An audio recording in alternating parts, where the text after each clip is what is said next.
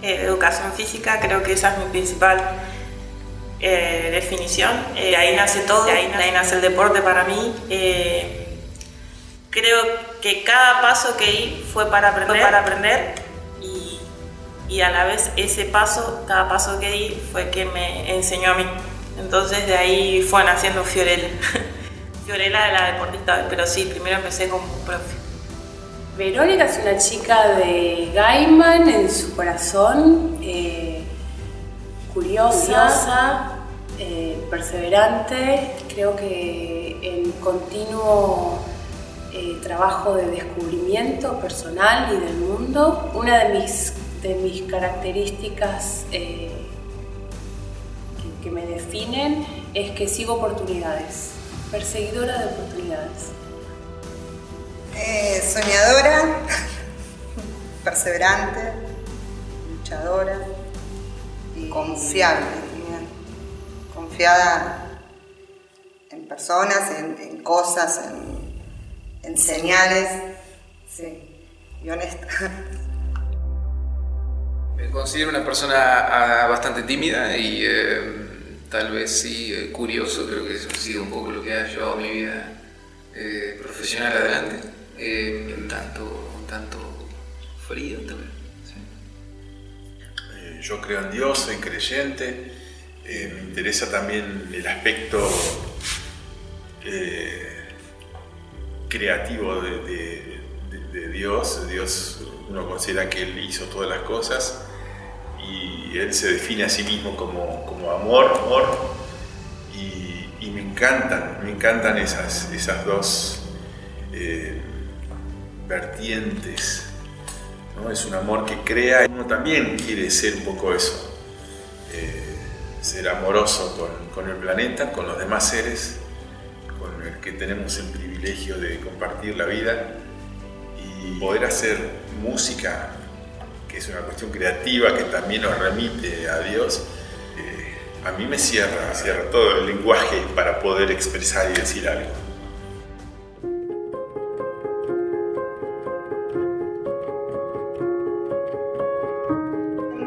Siempre quise actuar, por ejemplo, siempre, desde chica.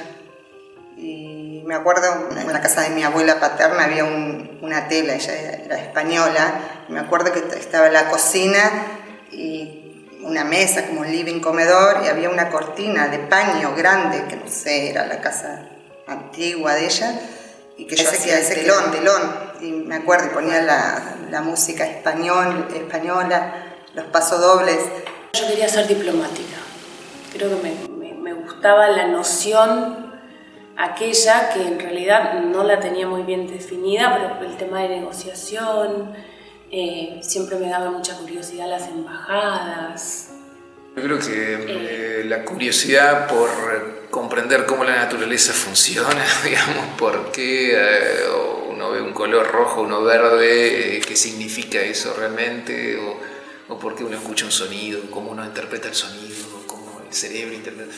Todo ese tipo de preguntas muy de base siempre me resultaron bastante interesantes, siempre quise saber la respuesta.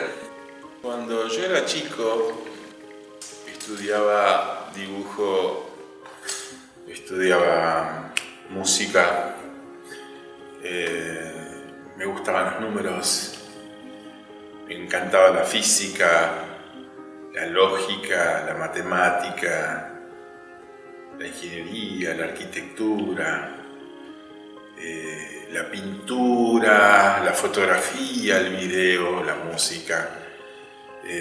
También me interesaba la geología, la astronomía, en fin, me gustaba todo, absolutamente todo. Es imposible estudiar todo lo que uno quiere o lo que uno desea o lo que uno se pregunta.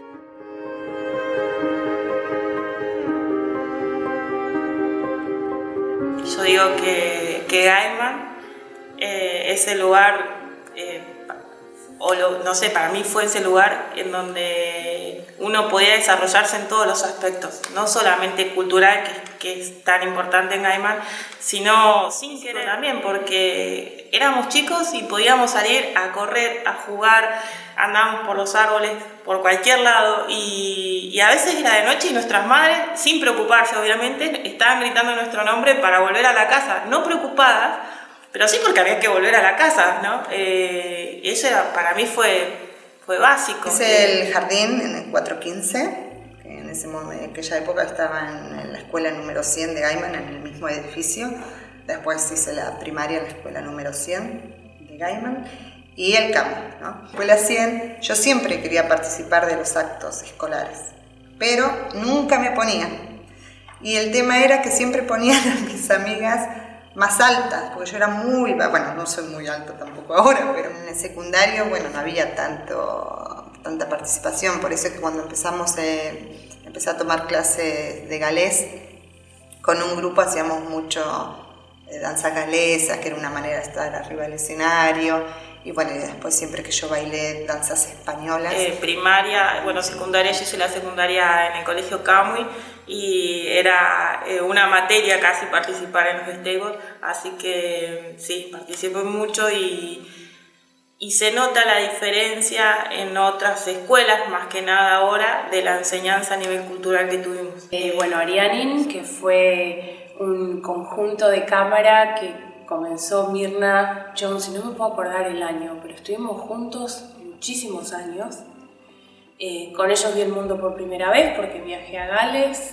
Esa era una comunidad en la cual crecimos juntos, porque aparte era un conjunto de 18 chicos, creo en algún momento, no renovable, éramos los mismos y crecimos cantando juntos. Y estuvimos muchos años juntos. Lo extraño todavía, una experiencia única. Bueno, yo hice la primaria acá, en la escuela número 100 de Gaiman. Después hice la escuela secundaria en la ENET de Trelew. En la ENET número 1 había grandes profesores que eran muy apasionados también por ese lado, y había mucho énfasis en la parte física. El nivel era muy bueno también, y yo creo que todo eso facilitó el camino, realmente meterte en la materia y decir sí, esto me gusta. Así que yo diría que un poco curiosidad propia, pero mucho también estímulo externo. Me parece que es muy importante tener una buena docencia de gente que sepa motivarte. Cuando era chico tuve la suerte de encontrarme con un profesor que también hacía matemática, y yo quería, a mí me interesaban la computación, la incipiente computación en el mundo, porque estoy hablando cuando era chico. Y yo tenía 11 años y me encontré con un maestro que empezó a hacer matemática delante mío para demostrarme que la música respondía. Cuando uno encuentra una música que es linda, que es bonita, normalmente está bien construida. Y esa era la teoría que él intentaba mostrarme. Y medio como que yo lo miraba con cierto escepticismo. Y pasó el tiempo y me di cuenta que él tenía razón, ¿no? Más de adolescente yo quería hacer teatro, y en aquella época acá en Gaiman no había nada. Y yo quería hacer teatro y encontré una profesora en Trelew, Cuca Rodríguez. Yo ya tenía como 11 años o 12 creo. Y fui y quería hacer teatro, y me acuerdo que eran todos más grandes que yo, y bueno, fui una vez y no pude, por la edad, qué sé yo. Cuando tenía como 15 15 o 16 volví y ahí ella dijo, bueno, sí, había un grupo más o menos de mi edad, pero ¿qué pasaba? Todos sí, que éramos, no sé, 10 o 15, todos sí. El segundo encuentro era Coca y yo. Y yo que quería ir, entonces me decía, bueno, vengamos la próxima clase. Y iba y capaz que había una persona más. Y yo le decía a Coca, yo quiero hacer teatro. Bueno, y estuvimos haciendo una cosa con un grupito chiquitito. Y ella siempre me dice, yo estoy agradecida por ella, porque ella siempre me decía, vos andate a Buenos Aires y andate a Buenos Aires a hacer teatro. Cuando éramos adolescentes que competíamos en pruebas como intercolegiales o cosas así, Gaiman siempre andaba muy bien. Al ser grupos reducidos, nos conocíamos deportivamente muy bien, sabíamos cómo jugaba, qué movimiento iba a hacer aquello. Entonces, al handball nos mandaban a un intercolegial y ya sabíamos qué actuación iba a hacer mi compañera y resolvíamos situaciones mucho más fáciles. Entonces andábamos muy bien en todos los deportes. Creo que eso Gaiman en mí ayudó mucho.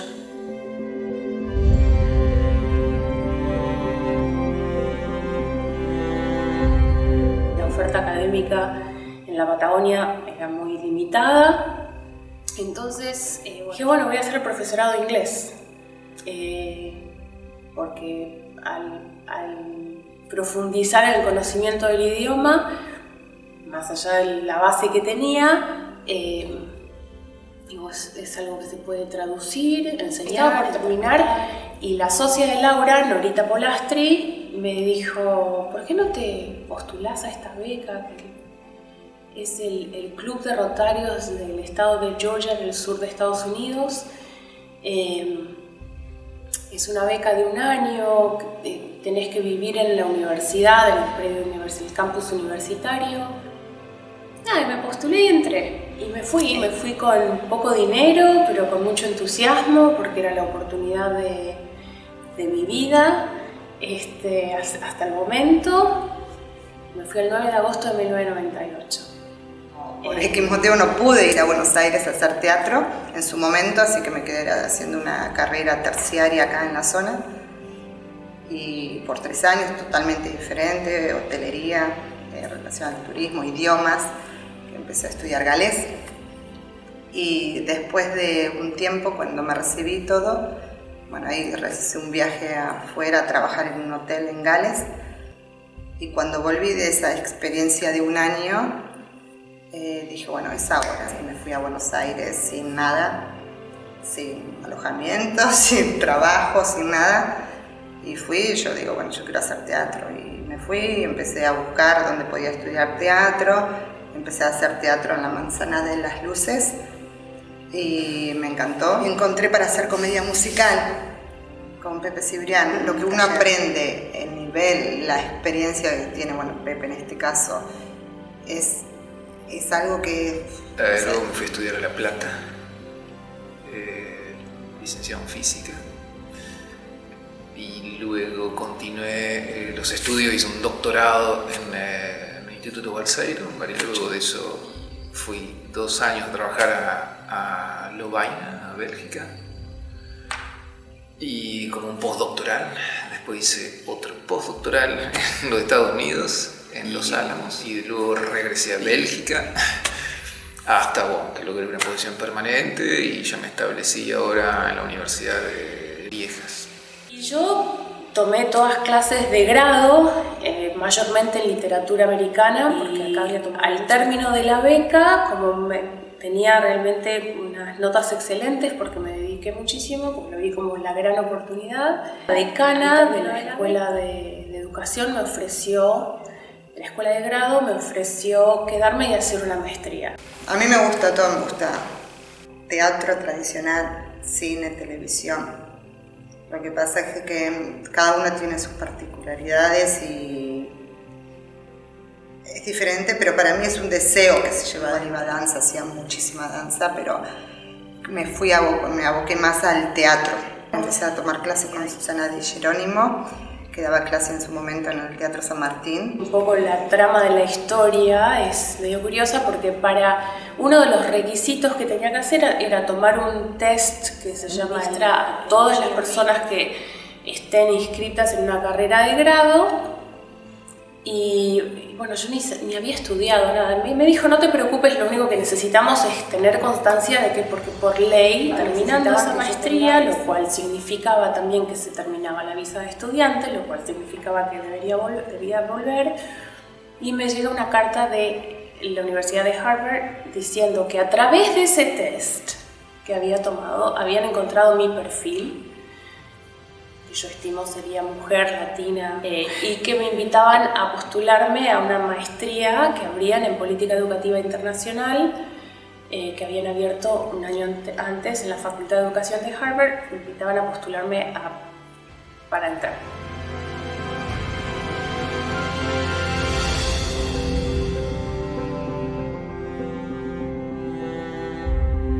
Yo considero lo que yo hago es arte pura.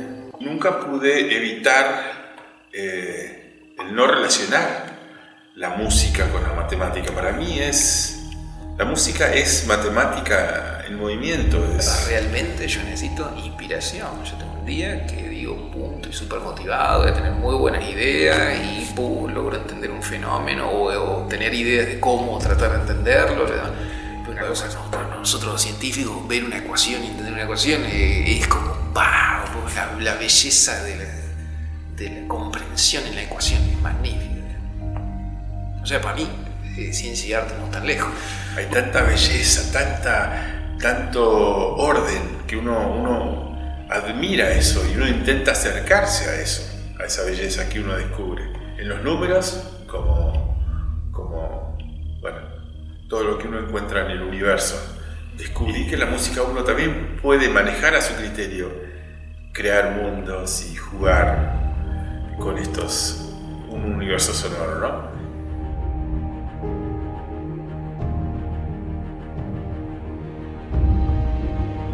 Hacía mucho frío y había viento. Hoy en la bici a veces nos preguntamos, ¿qué hacemos acá? Y después te preguntas, ¿y si no, qué estarías haciendo? No veo otra opción. Me ha pasado de quebrarme, de no encontrar el lugar en mi vida, y entonces me doy cuenta que es hoy por hoy lo que más quiero. Quizás el día que tenga una familia no lo sea.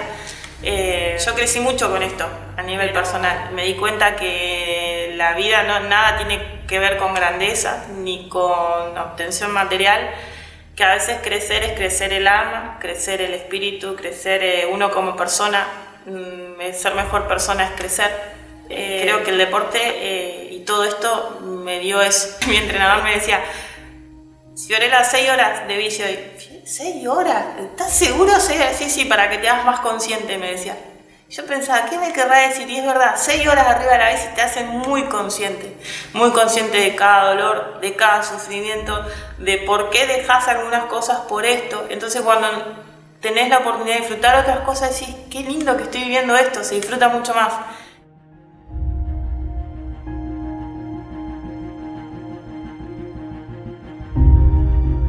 Decidí irme a Gales en 2014, también otra vez más con pasaje de ida, sin retorno, y con nada, sin trabajo, sin nada.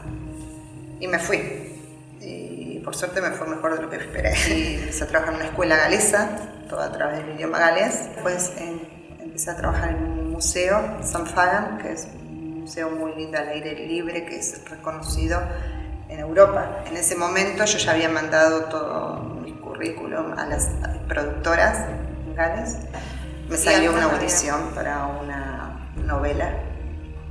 La audición era en S4C, Spedbarec, que es el canal oficial de Gales, en la BBC. Audicioné, me dieron el libreto, audicioné, y a los 2 días me llaman para decirme que había quedado para hacer el personaje. Y bueno, y eso fue chao. Pero la novela es, bueno, todo el mundo la conoce acá, que se llama Popol Vuh, que es gente del valle sería. Yo me acuerdo cuando yo empecé a estudiar galés, cuando yo tenía 15 años, 14, 15, iba al Camui, y uno de nuestros profesores, el profesor, que le agradezco a él todo lo que ha hecho por el idioma y todo lo que me incentivó a mí, que es Gabriel Restucha. Me acuerdo que él teníamos las clases de galés a la mañana en el colectivito, decíamos, que era un aula del Camui, que ahora ya no existe más, creo. Y me acuerdo que él nos daba las clases y una vez nos dio diálogos de esta novela. Y él nos hablaba de la novela. Porque él ya había estado en Gales y nos decía que esa novela era muy reconocida, que todo, era algo muy tradicional. Entonces cuando después yo tuve la posibilidad de hacer este casting y quedar, eso me venía. Yo no puedo creer que esté haciendo algo que yo en ese momento lo veía imposible. Yo creo ser producto de la filantropía y de la inversión en el otro, la inversión en el prójimo. Comencé a trabajar en el centro de David Rockefeller en la Universidad de Harvard, que él fundó un centro de estudios sobre América Latina, lo cual facilitaba la investigación de profesores sobre América Latina en todas las disciplinas, digamos, la cultura filantrópica norteamericana, especialmente en la parte universitaria, se ha desarrollado muchísimo a través de la donación del exalumno a la universidad para financiar a estudiantes que no tengan como me pasó a mí. Entonces, si bien Amalita de Fortabat no era una ex alumna de Harvard, era amiga de David Rockefeller, por lo cual cuando David la invita a que financie, haga el fondo. Entonces yo empecé a hacer de a poco lo mismo, empecé a buscar fondos para gente que en realidad se iba a beneficiar como yo me había beneficiado. Es ahí como cierro el ciclo. En el 2015 me ofrecieron hacer lo mismo en Columbia University, que queda en Nueva York, y en vez de estar enfocada solamente en América Latina, hacerlo a nivel mundial. Así que comencé esa tarea en el 2015, yo viajando alrededor del mundo, buscando fondos de exalumnos, como que no exalumnos a quienes les interese financiar proyectos educativos, investigación.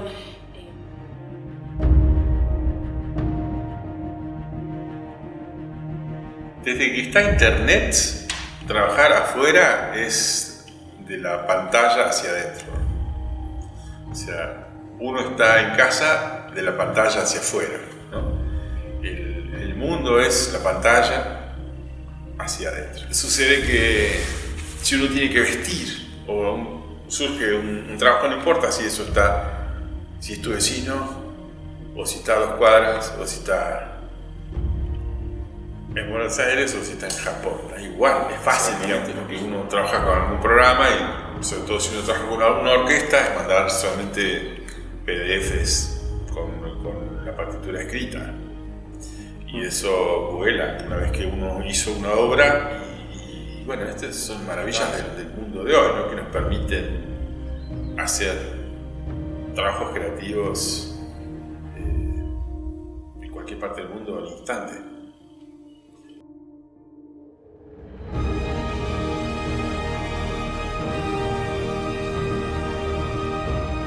En el ciclismo estoy hace 1 año y medio nada más, es muy poco el tiempo, por lo que estamos tan contentos. En el triatlón ya tengo representación mundial en la firma Ironman, que sí he participado en mundiales, en Canadá, en Estados Unidos. Con ciclismo tuve la oportunidad de estar en Panamá para un equipo compitiendo, en el cual en un tour pude llegar el líder, caí en una etapa y me quebré, bueno, tuve que dejarlo, pero fue algo que para nosotros en Argentina, que una mujer vaya líder en una carrera que no sea de nuestro país fue uno de los máximos logros que hemos tenido, así que estamos muy contentos. Eso fue el año pasado, en Cali también he estado, y bueno, Brasil, Uruguay, lo que es aledaño, hemos participado bastante. La cumbre ya llegué, para mí era tener la camiseta argentina ya era algo impensado.